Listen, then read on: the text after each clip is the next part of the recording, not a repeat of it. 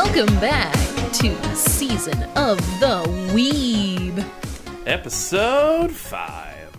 Episode 5, but we're reviewing Episode 6 of Somali and the Forest Spirit. Hey! Oh, what a great anime. I'm really enjoying this anime. Yeah. I thought you might say that after this episode.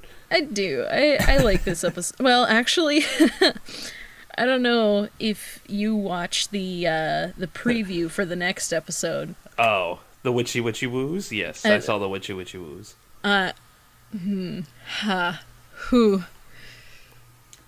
gonna like the next episode. That was such an emotionally ambiguous. I was very concerned. I thought that might go either way. I thought you might hate it or love it. No, I think I'm gonna be very gay for this next episode. Gonna be straight up. It is hoo-wee. Wow. Witches. That's oh my gosh. I already like the tone of this show, and they're bringing in witches with books everywhere and boobies, and I'm excited. I think these are the first boobies in the anime, actually. Well, we had the first real, extremely vicious scene in this episode. But let's talk about that. Yeah, so our cliffhanger from last time picks right back up. And the drama was not as large as I thought it would be. Yeah.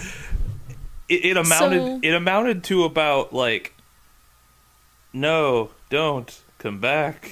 Yeah, it was very much okay. So we start off and we left where we were last episode with Uzoi pinning down Somali and Haitora telling Papa Gollum that, hey, yo, I'm a human. I know what she's doing. Let's go get him. Let's go stop this, because I know what's up. Right. But, it turns out Somali saved herself with her moe powers. Like going, ah! Yep, literally just being her cute-ass self. And Uzoi is just like, ah, shit. It's too cute, I can't kill it. You are too cute to kill. But man, when... I gotta say, when Papa Gollum gets there and finds them, if he had a face, if you could actually see his expression, you know what that would look like. And I was scared. I was like, oh... Yeah, Papa Gollum is scary right now. And then Somali's like, nah, you can't. She's alright. She's good. She's just emotional. It was interesting. I just want to walk through the weirdness that happened. It wasn't bad, but it was strange. So Somali lets out a very high-pitched, because she's a child, scream. And that scream echoes really loudly and really sharply through the cave, and I liked that was a great tie-in to the last episode's mentioning of, the frequency is high-sensitive sound hearing stuff of, the harpy. Right, the fact that... They call it something else. I don't know what they call the harpies, the species. I didn't write it down. But I know that they don't actually call them harpies. Yeah, they do. She's part of the Harpy clan, the proud Harpy clan. Okay. Yeah, I thought I read it was something else, but oh well. We'll call them harpies. But yeah. So the super high pitched thing, super moe attack, we'll call it. Rings out. Moe super attack. Achoo! Yeah. I just imagine doing the V for victory and then a little star coming out and just yep, with a wink. That's it. That's all it is. Sparkle Life eyes. Saved. And so essentially breaks free from that because ow ears. Then runs off very kind of pitifully But I mean, you know, she's like a little kid, so she can't run that well. But, yeah. But then it's literally, it's just like, it's so like weird. I feel like maybe the animators don't know how to do action because the fight, or maybe it was supposed to be this weird, but like the quote unquote fight is essentially when the harpy is like, you know, erects her wings again, flies after Somali, lands right in front of her, and just like saunters over. Like Somali doesn't really run for it. She's not really booking it after Somali. Somali's just backing away. And then this harpy is like... Can you really expect Somali to know what to do in that situation? No. I just think the way that they animated the harpy was just like la-di-da-di-da-di-da-di-da. I'm going about this very easily. Yeah, it was very casual. It was just like, aren't you supposed to be like freaking out and having a moral conundrum about this? Like, I think she was trying to be daunting, but I can definitely see where you're talking about like her lacking emotion in that. Like maybe some tears. I think it was mostly the walk cycle, honestly, that got me, because like the walk cycle was just so cash. It was just so cash, and it was... Maybe I should rewatch that. That scene. It's weirdly casual. And then like when they're fighting, because they cut away in the middle of it, and it's like, oh, okay, yeah, like, oh, we go back to Papa Gollum, who, by the way, is not walking that fast. I mean, I expected them to be, like, running after Hitora told him about it. I was like, book it, go. She's in trouble. Like, from the previous reactions of Papa Gollum and, like, Somali being in trouble, you would think, oh, yeah, a little quicker step. She's gonna try to keep him. Come on, get a little jog at least. Yeah, like I know a you brisk don't walk. feel, but... Like, come on, like a brisk walk or something, yeah, man. Come on. Just something a little bit more. It was weird. Like, this was, like, the most... I think I liked this episode, but it was a very disjointed episode. And maybe that's supposed to be the way we feel about Papa Gollum being a dad, because he is an emotionless magic robot. Like... Yeah, I feel like we were starting to get a little bit too much emotion for him, and now they're backing off, like, oh, wait, no. He doesn't have any emotion. He doesn't feel anything. We're taking everything back. I feel like I think the writers are just not either they're not sure, or or they're trying. You know what to I make... think? What do you think? I think they're humans and they don't know how to not show emotion. Yeah, fair. I don't think you're wrong. Yep. So I would say though, like, it's just fascinating. This is just fucking fascinating. Like, yeah. So we're getting a solid back and forth here. I think this was a little bit of an overcorrection, just in that minute way of like, both times that there's trouble, we don't see anything happen quickly. We just see very methodical action taken. But again, like, I get it. I kind of understand. It is Gollum we're talking about. So after their leisurely stroll to the crime scene, Papa Gollum arrives to have seen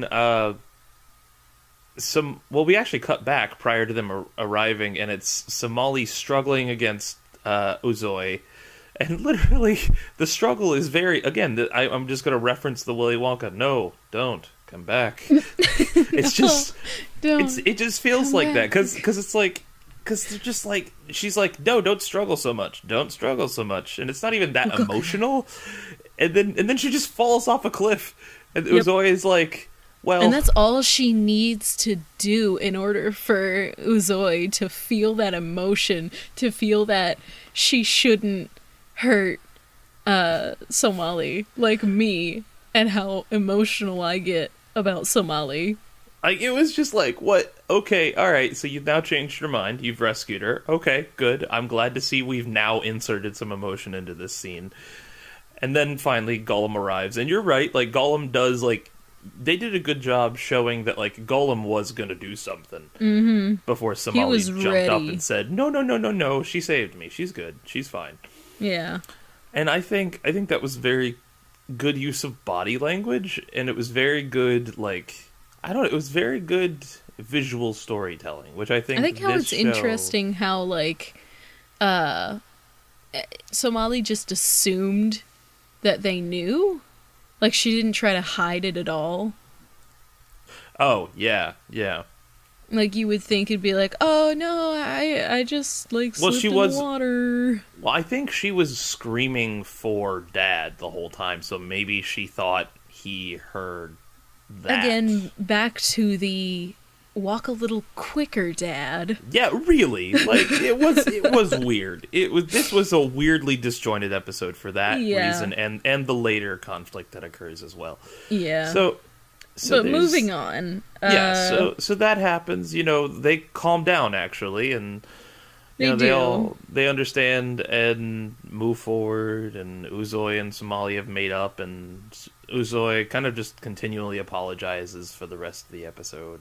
Yeah, and then later on, by the campfire, gather around. It's the same scene, I think. Actually, yeah, like it when is. They're sleeping. Yeah.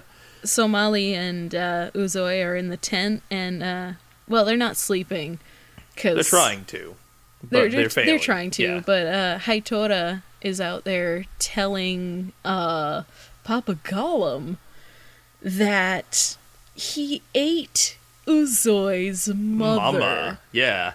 What the hecky from Kentucky? Yeah, what? Yeah, no, like, what happened? What?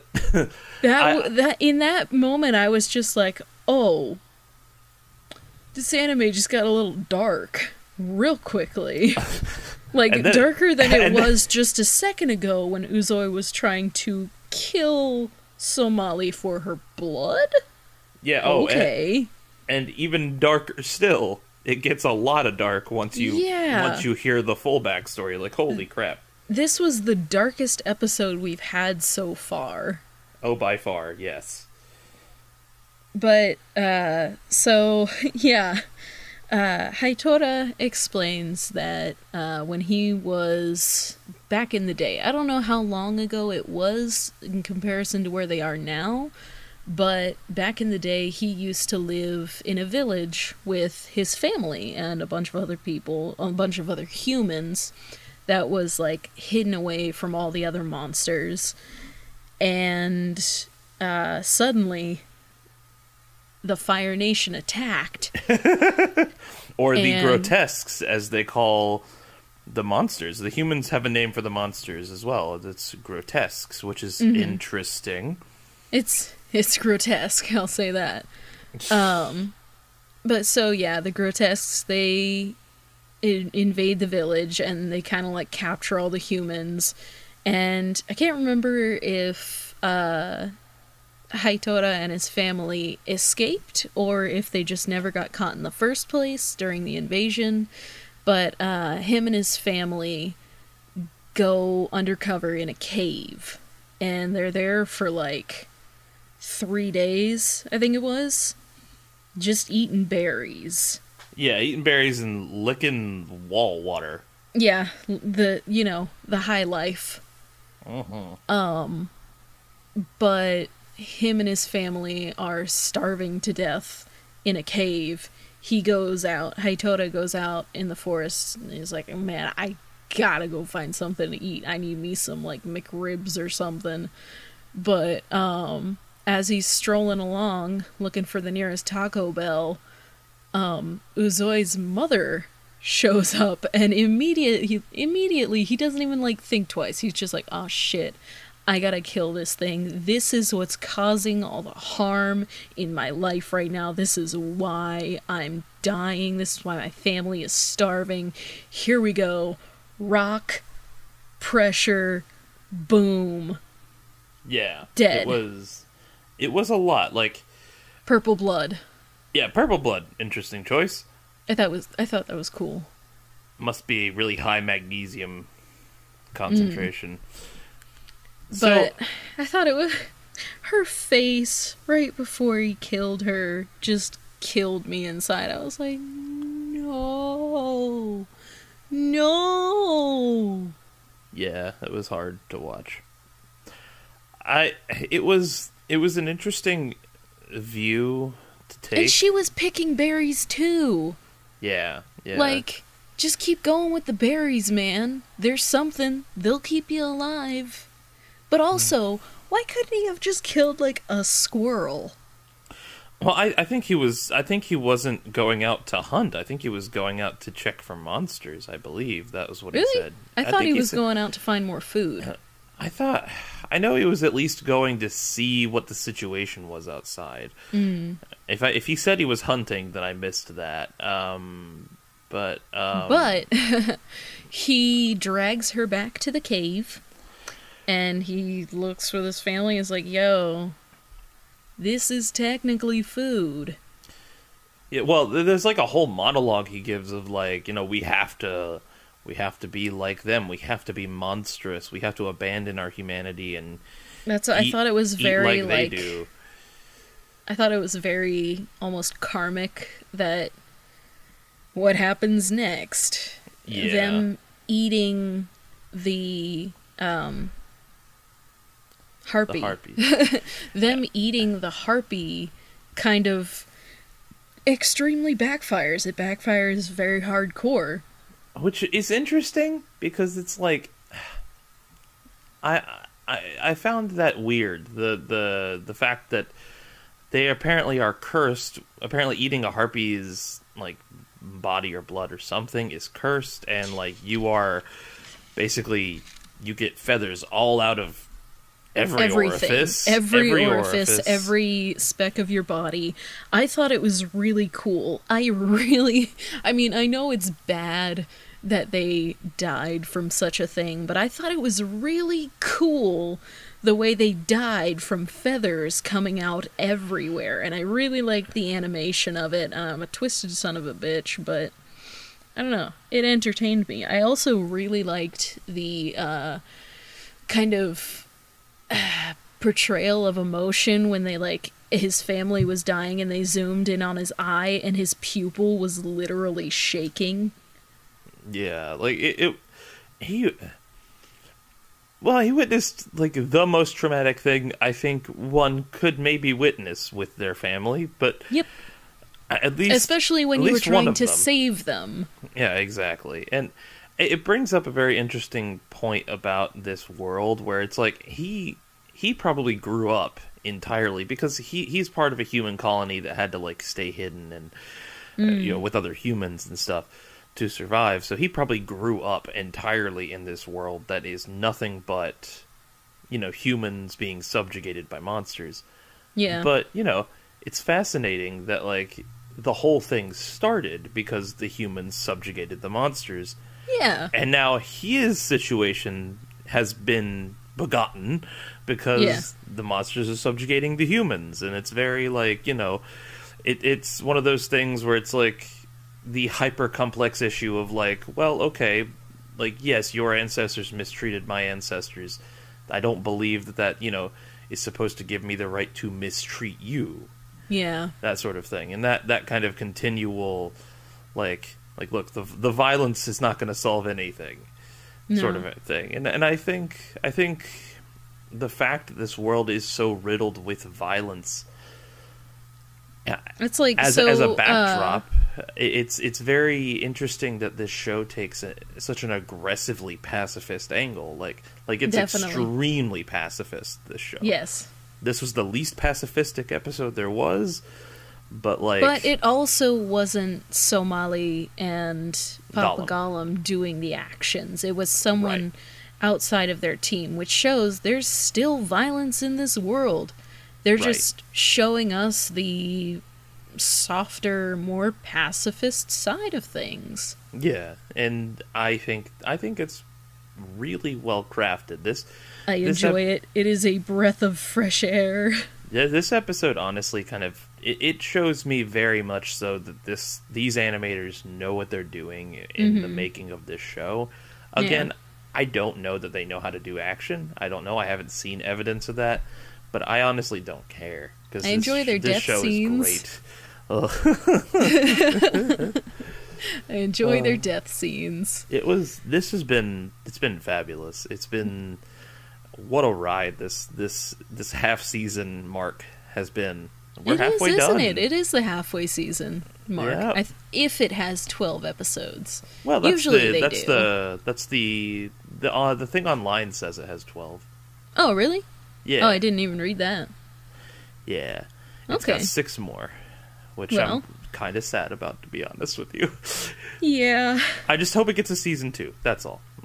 Well, I guess Yeah. depending on how this season ends, I hope it gets a season 2. I mean, Some if they animes don't need more than one season. Right, Like, some right. animes tie it up really well, but I do like, I don't know, depending on, like, how this anime leaves it, like how Papa Gollum is, faring in the Yeah. end. Who knows? Maybe we don't want another season. Maybe we do want to see where Somali goes without Papa Gollum. Maybe we'll get a time jump where we'll see an older that version would of be Somali. Interesting. Oh, Right? ooh. Okay, okay. Right? Yeah. Yeah. Oh man, like 20-year-old Somali or something, Yes. or like Yes. yeah. Yes. I want to see that. I definitely want to see that, and if I don't see that, I want fan fictions. But anyway, so while Haitora is telling all of this to Papa Gollum, Uzoi overhears it. Mm-hmm. And she's like, yo, my entire life has been a lie? What the fuck? I loved this man? Which, by the way, we do get a solid answer. It's more of It's- a Papa it's- kind of situation. It's a father-daughter thing. Like I Yeah. said, it still reminds me of Memoirs of a Geisha because there does seem to be a bit of a romantic twinge to her interest Yeah. in him. But well, it they're seems not like biological, but also it's kind of Right. pedophilia, which is gross. But we well, also we don't know how long they've been together though. We yeah, don't I was know just her about to age. say that. Yeah. because he looks. I mean, he's white haired, isn't he? Yeah, he looks older than when the flashbacks were occurring, and Yeah, she's and- obviously bigger than the flashbacks. Yeah, so I mean, for all we know, this could be 20 years later. But again, we don't really know the genealogy of a harpy. You know what I mean? We don't know if Yeah. harpies hit adulthood at 5 or at 50. We don't know. You know, that's a weird thing. Like in bringing it back to D&D, like for instance, there are Aarakocra, which are basically bird people in D&D. They hit adulthood at 3, but they die shit. at 30. You know, so Whoa. like yeah, they die at 30. They hit adulthood at 3. But then you have elves who die at like 700 or 800, but they hit adulthood at like 40. So it's like, you know, like I don't know harpy physiology. I have no clue. True. Like, and I would assume she's not an adult because of the way that she acts a little treats young. him. She acts young, and she's a Yeah. little short, and yeah, I don't yeah. know. So But- I think she is a kid, but we have no clue. And like I wish they were a little more definitive about that because they do make it a tad kind of creepy with the way that like Yeah. she treated him last episode. I agree. She got like all up in his lap and stuff. She and like did. and like the facing his face kind of in his lap. It was it was a romantic way to do it, and it was a weird thing to do when you're like, oh, you're supposed to be her dad. Yeah. No, Oh, thank what you. is this?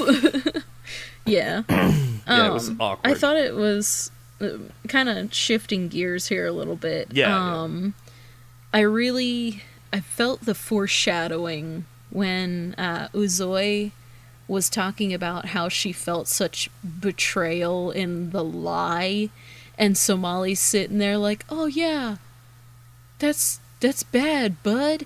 And I'm like, Somali, you're living that right now. Just wait. Just wait till you find out that Papa Gollum's gonna die soon. I'm wondering if she'll find out before the season ends. I'm pretty sure she will. Yeah, well, I don't know. My guess is that she won't, but that's because my guess is that we're getting a season 2. But I hope have so. no idea. And that's just if I had to put money on it. Just industry-wise, because Japan has this, like, idea behind creating anime and manga and stuff, that it's like, you know, you go until the audience is no longer satisfied, sort of thing. Or Yeah. until if you're a mangaka, then you go until your magazine doesn't want you anymore. How long did Bleach go on for? Yeah. Oh, forget Bleach, man. Naruto outpaced that by about 5 years. Yep. Mm-hmm. Yeah. Ugh. Yeah. And One Piece is still going. Is it? Yeah. Holy shit. I know, I didn't even know that. Holy crap. Haikyuu's still going, so I'm happy. We did Even find though out I'm not up to date on it. About 10 years ago, the creator of One Piece did say 10 years ago that, like, we had passed the halfway point at some point. He would not reveal what point was the halfway point, but he did say in an interview once that, yes, it's halfway done. At some point, we hit the halfway point. I'm honestly surprised that he has any idea when the story will end because of how fucking huge it is. Like, I feel like at some point you're just winging it. Like, I mean, you're kind of winging it at all times, but, like, when it's so long and so spanning, like, and you just want to keep it going. Huh? I think most of that's filler. Oh, yeah, I'm sure there's lots of filler. Is Fairy Tail still going? Not a clue. Not a clue. Don't really know. I should check that, though. I should, too. I watched way too much of that when I was... I had a roommate in college who watched Fairy Tail, but that's about it. I spent a whole summer watching it, and it kind of... I love that anime, but I watched too much of it at once. But anyway, we're getting off topic. Right, yes. Back to Somali and the Fourth Spirit. I'm sorry, really listeners. There's not much left to talk about, so we're just sidetracking. I mean, there's some emotional stuff, but so they're in the wagon, and Somali and them are talking about blah blah blah betrayal of trust, and Somali's like, what? You lied to? What do you mean lied to? You just wait. And then we get. What is it, dragon tornado? We got a dragon twister! A dragon twister! Oh, man. It's too edgy. It's too fucking edgy a name for that shit. I thought we already got a dragon twister. Like, was the twister before not a dragon twister? I think they're all dragon twisters. I was waiting for some kind of, like, dragon to be formed in the dust. Or, like, maybe at least, like, a cheap pair of eyes drawn on, like, the fucking wind. Hell, I would have taken googly eyes. Oh, no, that's what I imagined, though. When you said that, I was like, oh, so googly eyes, right? But anyway, so Somali and Uzoi fly out of the cart. Well, they kind of like hang on for a second, and then Uzoi is like, nah, fuck this. I'm done. I think Uzoi straight up gets suicidal because, like, in a way, because like she wakes up and is like, wait, I'm alive. We're alive. But I think she was like, nah, I'll just die here. This was yet again a point where I was like, oh, they're harping on the fact that Papa Gollum has no emotion, because yet again, he does not react very well, or very... He doesn't react emotionally at all. He's like, hey, you should stop. We can't do anything about this. You should bind yourself down, and we should get out of this wind because you'll just get carried away too. He does have his eye out. He does bring his eye out. Yeah, he's looking, and he says, "I know exactly where they're going. I can see the wind direction. I can see how fast they are, and I know how much they weigh. So I know exactly where they'll end up. So let's just go there after the wind dies down." But it's like, and while that is the responsible thing, it's like, oh, at least have some Show concern. some emotion. You love this little kid. It's weird because, like, I think you're right. I think this is an overcorrection that they ended up doing by accident, because I think you were correct in saying that they were like, oh shit, he's not supposed to have emotions. Reel it back. Yep. That's exactly what's happening. So hopefully we get a little more emotion in episode 7. Yeah, I'm hoping so. I feel like next episode's gonna be like, almost funny I think since next this episode was so dark. Well, we just had two-parters in a row, so I think we're going to have another one-off, like episode 2. Hopefully. I kind of want it. Yeah, either that or a two-parter of very cute and funny would be nice. That would be lovely. cute. I'm looking forward to not a desert environment. You know, it's kind of funny that like we're both so like grumble, grumble, grumble, desert, grumble, grumble. It's only been a desert for 2 episodes, though. No, it hasn't. Anthill was not in the desert. Anthill was not in the desert. Anthill was a desert. It was a desert-like area. It was okay. There was tan. There was tan everywhere. I'm done with tan. You need a better color palette. I need a better color palette, and I think we're gonna get that at this extremely nice library full of witches. Whew. All right. So, sorry, I just. All right, so. I've never heard books be so arousing before. So. Oh, jeez, you don't know me then. You don't know me. To be fair, I've never taken you to a library, so no, I've never seen this in action. So. Oh no. So how about okay, so I would say the last important thing that happens, we skip to the storm is over and they wake up and Uzoi is like, we're alive? Okay. Oh, Somali, good, you're okay. That's good, I guess. And they just chat, and Somali and Uzoi have a nice little character moment that I did really appreciate, and it shows that Somali is growing, in that, you know, Uzoi breaks down, says like, oh, you know, like it's all been a lie, everything's fake, and Somali says, you know, you keep saying it's a lie, but love is never a lie. You love him, and I love my dad, and those things are what matter. That's what matters.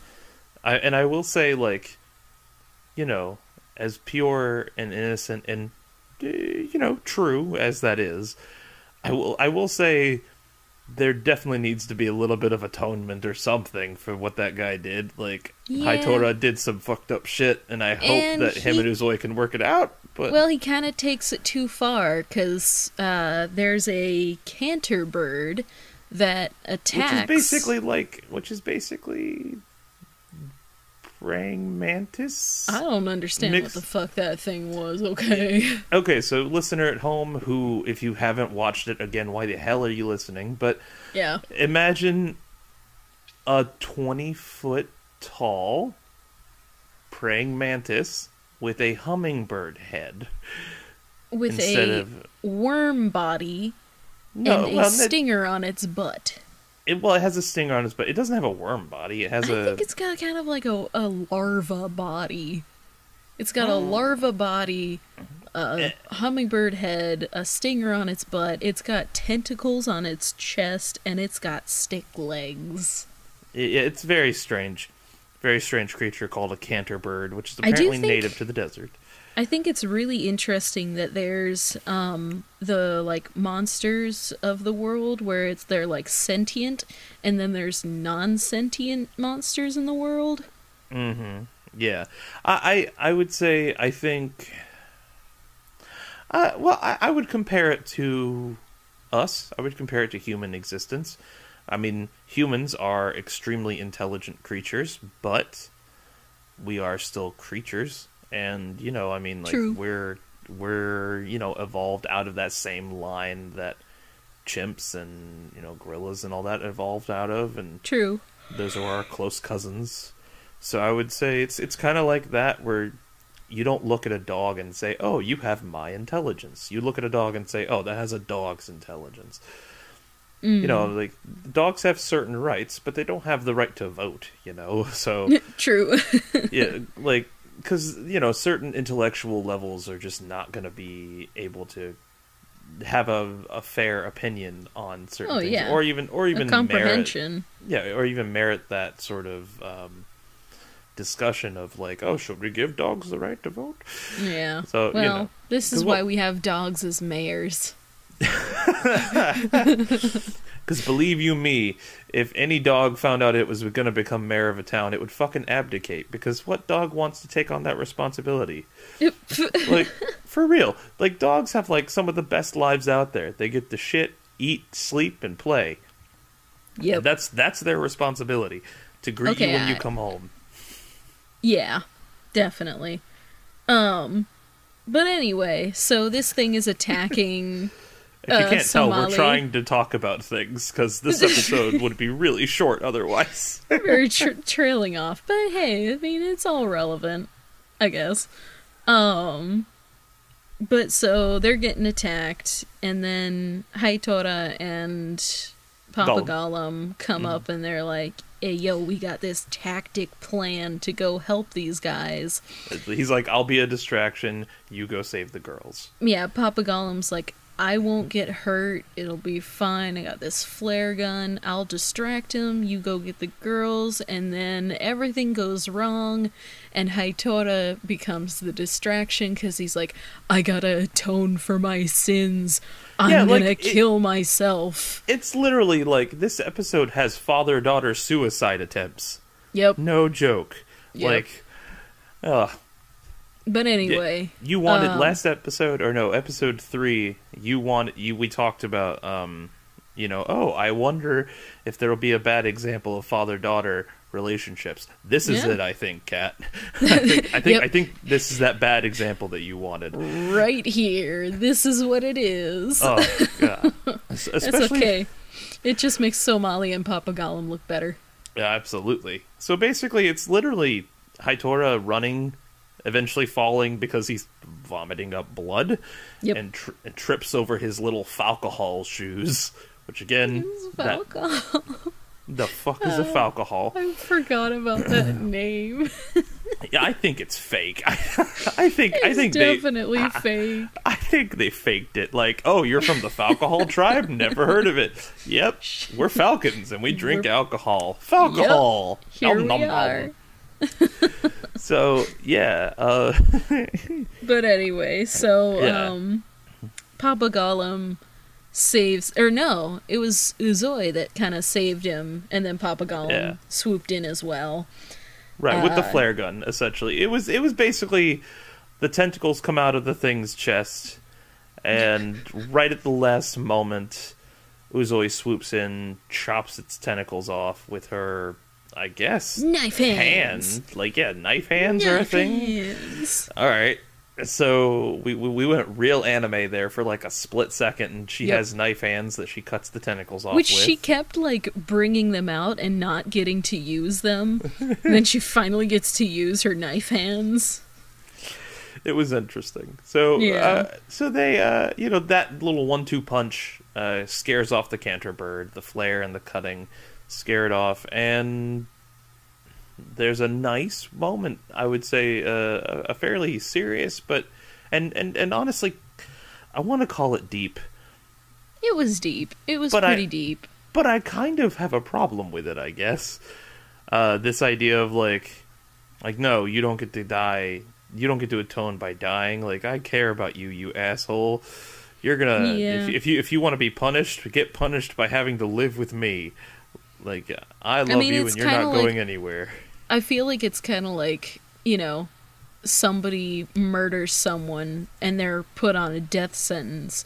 They don't just immediately go and die for that death, like, in that death sentence. They stay in jail for their life and then they die. Yeah, but, like, the way that she's saying it, though, I think it's clear that she's like, no, I love you, please keep being my dad. I don't think it's actually her wanting punishment. I think it's her wanting to not lose her father, because it's the only family that he knows. Because, there is a moment in her screaming at him that's like, why didn't you just leave? And he's like, because I do love you, and I would give my life up for you if you asked for it, and I care about you, and you're the only person I have left that I care about. Soft. And what? I said soft.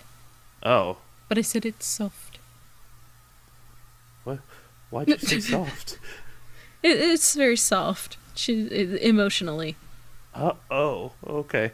Sorry. I guess I'll cut that part out. You're good. So it's just this strange, deep, but kind of like I really don't agree with it, just because. Well, would you rather him have died and her to be like, all right, well, I have a handful of options. I guess I would have preferred. Like I have like an ABC of like what I would have, I guess, preferred. Like option A, he dies, but he dies like. I suppose yelling an apology at her while they escape. Option B, I don't like that one as much, but it's still better than this, I think. Option B, he doesn't die. The same thing happens, but instead, when they have their moment together, she does the, I think, appropriate thing and kind of backbones up and says, like, you know, I can't live with you. We can't go back to the way things were. You don't get to get away with this, but I'm going to be better than you and not kill you. Yeah. So you can just, you know, you will die on your own soon anyway. You can go die on your own soon. Or, you know, and that would seem cold, but honestly, I think it's thought appropriate. It was strange that she just was straight up like, yeah, we're good. I still love you. I don't think she's good. I think she's wrecked, but I think she doesn't want to lose the only family she has. True. Which, I mean, the other option, it would have been extremely uncharacteristic, but like, I'm toying with the idea of maybe I wouldn't have hated option C being she does kill him. I don't know. I think that would go too far with it. But I think that would be interesting because it could actually lead her to be an interesting villain to come back in, like, at the end of season 1 or maybe even into season 2. That could be her villainous turning moment, and she could become the main bad guy of the series. But what's different about this series? Look, it keeps the peace. I know it keeps the peace, but that's what it is. There's not supposed to be a villain in this anime, or at least I don't think there's supposed to be a villain. I don't think there is either. I like that tone of this show. There's not supposed to be a mainline villain. I don't even think there's not supposed to be super dramatic fight scenes. It's all like very. You don't need a villain. Well, okay. Well, replace the word villain with antagonist, but I don't think you. I think that still reigns true. But regardless, I don't even think there's supposed to be characters that last more than 2 episodes in this series, other than the main 2 characters. I don't know. This just feels extremely. It's the same fucking. It's like Kino's journey. There's 2 characters that matter throughout the whole show, and then everybody else is just there for the episode. Maybe it's a 2-parter, but otherwise they're there for the episode and that's it. Which I'm fine with. I love this fucking anime. I like it. But like, I think this is in my top 10 now. I think. Oh. I think it is. I really do. It's very well crafted. I like and it's unique. It's fucking unique, which is hard to say about. Unique. It's hard to say that about anime these days. It's fucking unique. In a way, yeah. I think some people are starting to branch out a bit and make things like this, but like there's definitely quite a few anime that blur into that line of that's another one of these, another isekai, another shoujo romance, where you can sum it up in a sentence, not even really a sentence. You could say 3 or 4 words. It is this kind of anime, whereas this one, like we were saying in previous episodes, it needs a new tag. There needs to be a new whatchamacallit. I think it needs a new genre tag. Really. Yeah, it needs a new genre. Magical person takes non-magical person on adventures. Yeah, isn't that what you said? Yeah, I think it needs to be that. Like, we need to find a fun word that describes that. Maybe we could Google some Japanese words and be real weebs about it.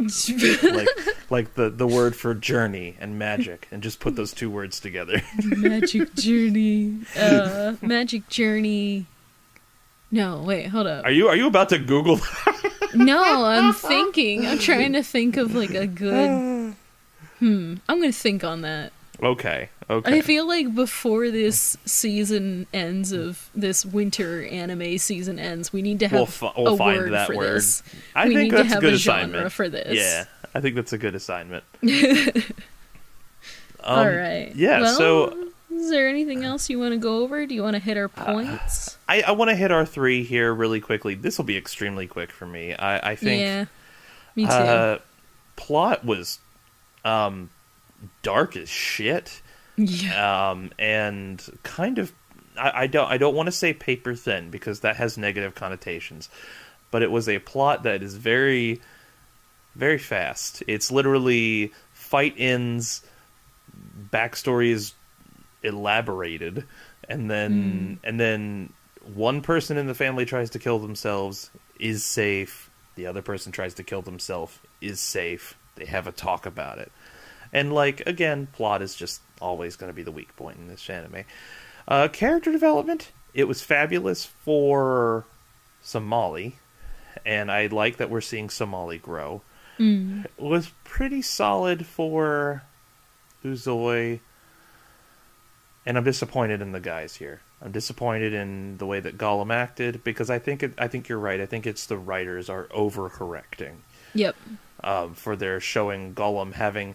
And I think there's ways to do quote-unquote emotion with an emotionless magic robot. I think they've been doing good about that so far. Like, I think it's been fine. And I think even if you're doing that very, very old story of, like, he's a robot, but he actually feels like, love. Yeah, like, even though that's an old story, I think it's a good one, and I think it's a classic idea that's explored constantly in human storytelling, and I think it's important to explore, and I think it's good. I think it's fine. And I'd be happy for that to be the case here. But even if they do it quote-unquote emotionless, I think he can still be a great dad. I think this episode was a bit of an overcorrection in that regard. But I do love that we got to see Somali and Uzoi, both lovely young ladies, grow a bit and become more mature. And I think that was a marked improvement for both characters.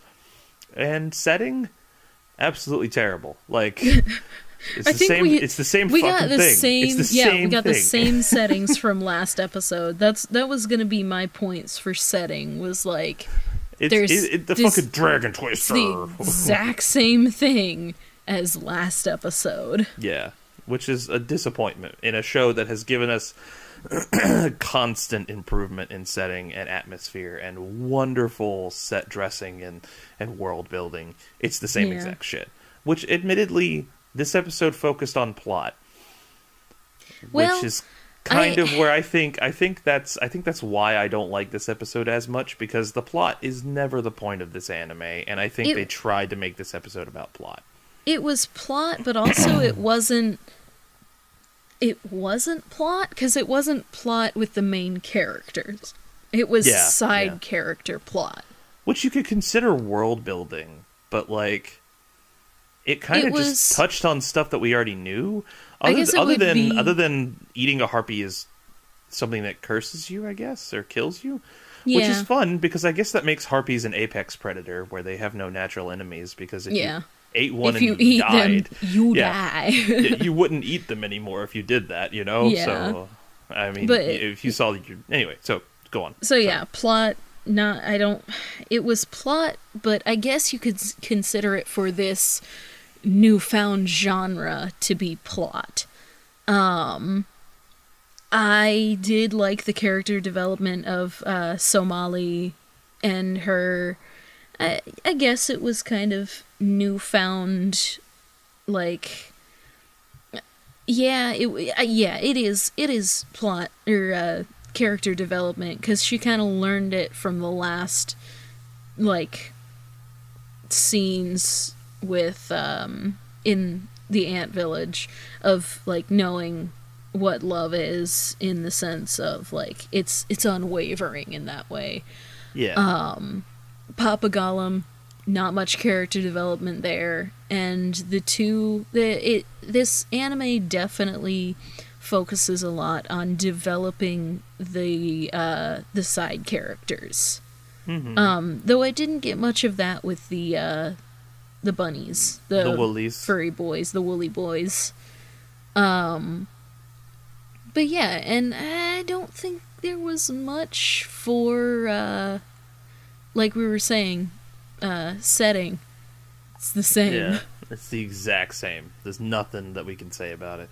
There's not even that much time spent in the pretty part of the cave, either. It's just... No, yeah. It's a campfire where there's a flashback, and most of the campfire flashback is literally inside of a tent or in a flashback. Yeah. And other than that, I think we kind of touched on everything. I did like the emotional prodding in this episode. Yeah. But yeah. I'm excited though for witches. I'm really excited. Like I do not want to wait an entire week for this next episode, and I'm really excited to talk about it. And if it disappoints me, I'm gonna be extremely disappointed, but I don't expect it to disappoint me because this anime hasn't disappointed me too much this far, which is really good. Yeah, it's getting up there in my anime list. It's like good. Either top 15 or top 10. Nice. It's in my top 10. I think it is number 10 probably. Ooh, nice. Yeah, I'm excited. All right, well, thank you for podding with me. Yeah, thanks for podding with me, Kat. It's always a pleasure. And thank you, listeners. Thank you for listening to us and our opinions. Make sure to leave in the comments what you thought of this episode. If we missed anything, if you want to harp on something that you really connected with or liked about the episode. Please no hate in the comments. Let's keep it clean. Let's keep it nice. Let's keep it fun. This is a happy environment. Just like Somali and Papa Gollum, we need to keep the peace. Yes, indeed. Gotta keep that peace. Indeed. Alright. Well, we will see you next time for episode 7. Yeah, getting into the back half here. Yeah, it's making me sad. I'm honestly kind of sad. Oh. Well, hey, we got 6 more weeks of wonderful Somali splendor. We do. And then it'll be springtime. Yay! Man. Alright. Well, we'll see you next time. See ya. Bye.